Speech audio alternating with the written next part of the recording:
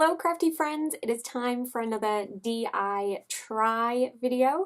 So I'm going to try out something that I've never done before and see if we can get a pretty acceptable DIY by the end of it.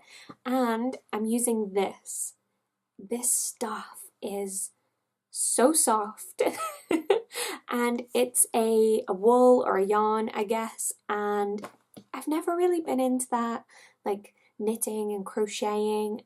My nan did teach me how to knit when I was little, and my mum taught me how to crochet, but I never did anything other than kind of a couple stitches. It was pretty basic and not very good.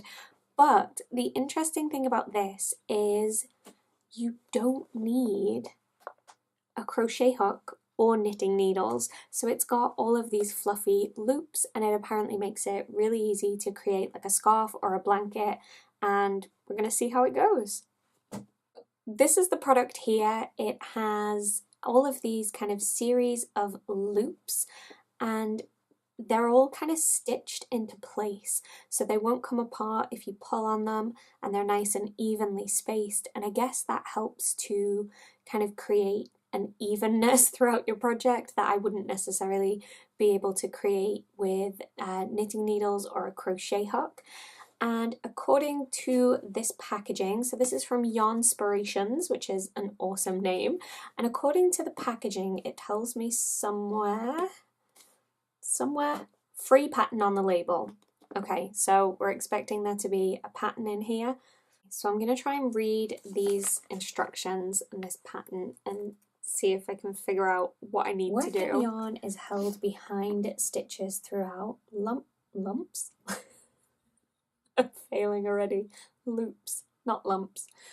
Loops from the working yarn are always pulled through the stitches from back to front. Right side of the work is facing at all times. 56 loops for your foundation row. Okay. Well, this mentions here about 7 balls, so I don't know if that means I need 7 of these to complete this project. Count 56 loops for foundation row, noting yarn end is far left and all loops are facing upwards. Let's just try that. Okay, I'm going to cheat. I'm going to do 15 to start off with, just to see if I think I'm doing it right. Then I'm going to untangle it and I'll try and do the 56, hopefully.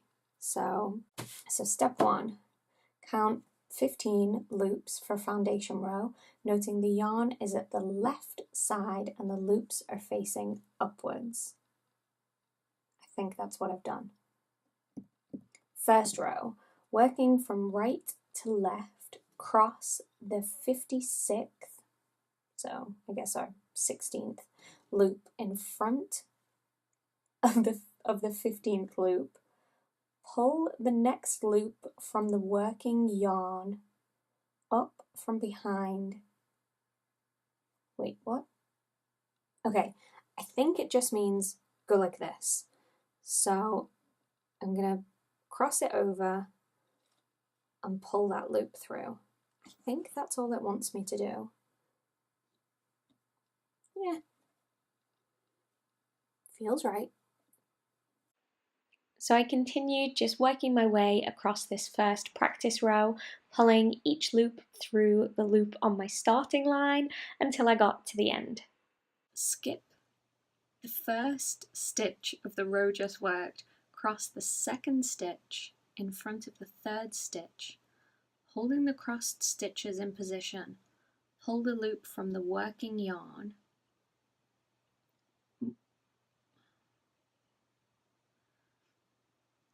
up from behind through the third stitch. Okay, I'm back. I've watched a tutorial.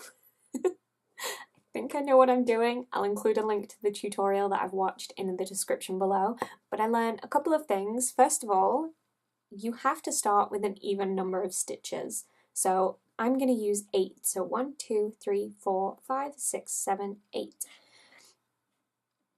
So this is my starting stitch, and I keep kind of looking up because that's where my camera is so I can see what you guys are seeing. So 1, 2, 3, 4, 5, 6, 7, 8. This is the start. Then I'm going to cast on, which sounds super fancy and like I know what I'm doing. I don't. The other tip I learned was to kind of keep your yarn in front of you. So it will kind of help you as you're working. And you just want to take the next loop and pass it through. Then take the next loop and pass it through. And then just keep on going.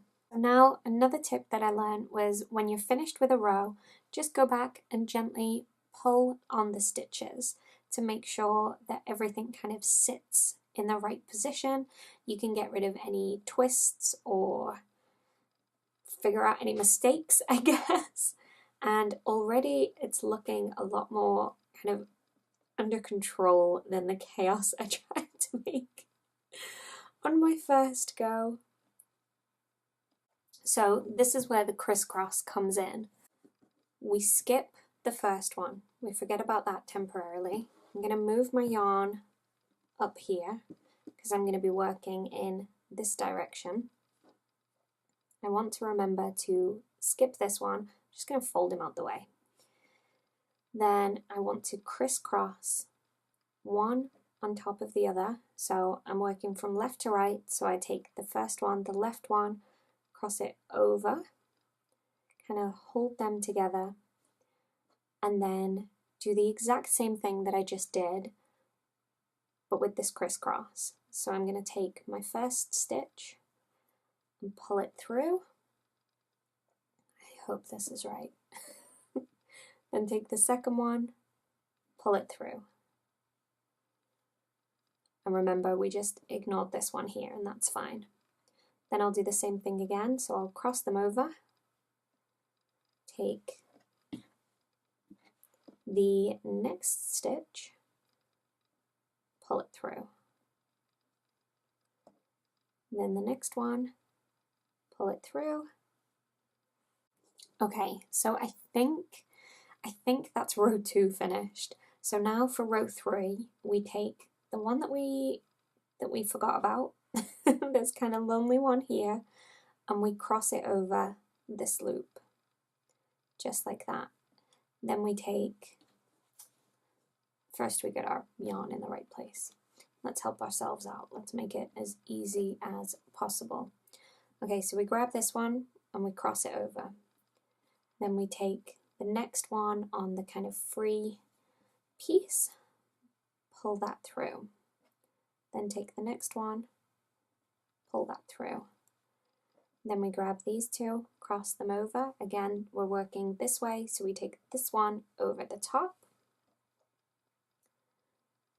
pretending like I know what I'm doing.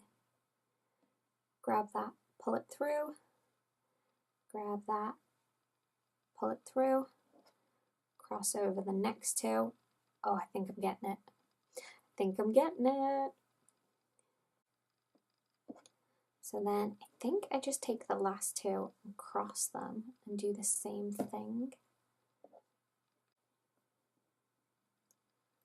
Pull that and pull that through. Okay.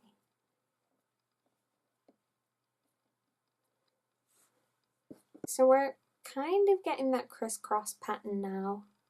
I think you can kind of see it taking shape. So at this point I decided, let's go all in. I unraveled my kind of practice row and then I counted out 30 stitches. I didn't go for the initial kind of 56 because I figured I wasn't going to have enough yarn to make something that looked right with that length. So I decided to go for 30 and then I just looped them through to do the cast on process that we talked about. And then I just started working with row 1 where we ignore the very first stitch, cross the stitches over and loop them through right up until we get to the end, and there'll just be one stitch left on its own at the end, and we take that stitch and use it to kind of loop back up and start our next row. Essentially, once you've got that process down, it's just doing the same thing over and over and over again. And I've obviously got you sped up here. I didn't magically get this quick after my practice row, but I definitely learned a lot while doing this.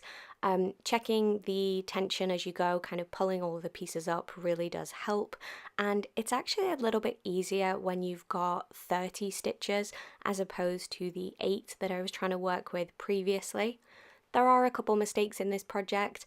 I forgot a few times to skip the first stitch when I was kind of repeating that row 1, and that just creates kind of a braid pattern rather than a crisscross pattern, which is fine and is probably perfectly detailed on another pattern somewhere.